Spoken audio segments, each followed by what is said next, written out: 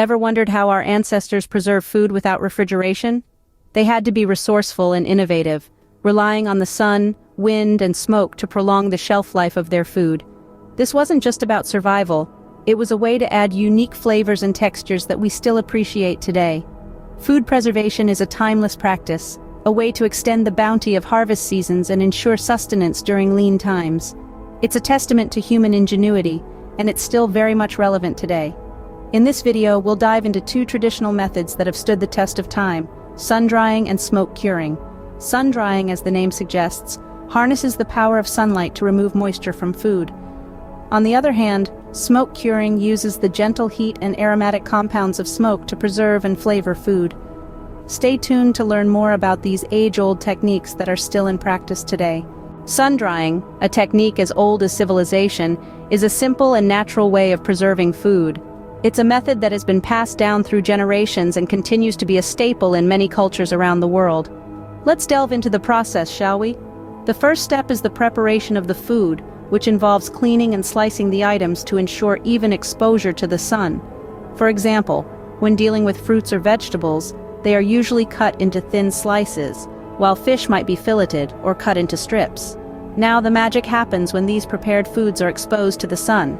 Ideally, the food should be spread out on clean, dry surfaces like racks or screens, which allow air to circulate freely. The goal is to expose as much of the food surface as possible to the sun's rays. The time taken for sun-drying varies greatly depending on the type and size of the food, and of course the weather conditions. On hot, dry days, fruits and vegetables could take anywhere from a few days to a week, while meats and fish might require up to 2 weeks. It's important to note that sun-drying works by removing the water content from the food. This is key because bacteria, yeasts, and molds need water to grow. By depriving them of water, we inhibit their growth and thus preserve our food. Common foods that can be sun-dried include a wide variety of fruits like apples, peaches, and tomatoes, vegetables such as peppers and zucchini, and even fish like salmon and cod. The resulting dried foods are not just preserved, they are also concentrated in flavor, making them a delicious addition to any meal. Sun-drying may be time-consuming, but it's worth the wait as it enhances the flavor and extends the shelf life of food. It's a testament to the wisdom of our ancestors that this technique, so simple and natural, continues to play an essential role in food preservation today. Smoke curing, another ancient food preservation method, not only preserves but also adds a unique flavor to the food. This tantalizing technique has been used by our ancestors for centuries to both preserve and enhance the taste of their catch or hunt. Smoke curing is a fascinating process. It all starts with the preparation of the food. This could be anything from fish to meat, and even certain types of cheese. The food is first cleaned thoroughly, and then salted or brined to remove any excess moisture. This step is crucial as it helps to prevent the growth of bacteria during the curing process. The next stage is where the magic happens. The prepared food is exposed to smoke, typically from hardwoods like oak, hickory, or mesquite. This smoke not only dries the food but also imparts a distinctive flavor that is impossible to replicate through any other cooking method. The actual time taken for smoke curing can vary greatly. It can range from a few hours to several days, depending on the type of food, its thickness, and the desired level of smokiness. The conditions needed for smoke curing are also important to note. The process requires a controlled environment where the temperature and humidity can be carefully monitored and adjusted. This is essential for ensuring that the food is properly preserved and safe to eat. So, how does it work? Well, the science behind smoke curing is quite intriguing. Smoke contains antimicrobial and antioxidant properties that help to preserve food. It creates a protective layer around the food that prevents the growth of harmful bacteria and molds. It also helps to slow down the oxidation process, thereby prolonging the shelf life of the food. Common foods that can be smoke cured include fish and meat.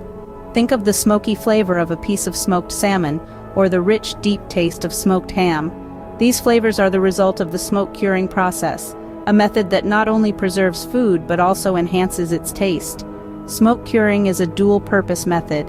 It preserves and flavors food at the same time. So, why should we bother about these traditional food preservation methods today? Well, let's dive into the reasons. Sun-drying and smoke curing are completely natural processes. They don't require any chemical preservatives, making them a healthier option for food preservation. These methods don't just preserve the food, but also enhance its flavor. Whether it's sun-dried tomatoes or smoked salmon, these techniques bring out a unique, delicious taste that's hard to replicate with modern methods. But the benefits don't stop there. Sun-drying and smoke curing significantly extend the shelf life of food. This is particularly important in remote areas without electricity where refrigeration is not an option. In a world increasingly aware of sustainability and health, these traditional methods are gaining renewed relevance.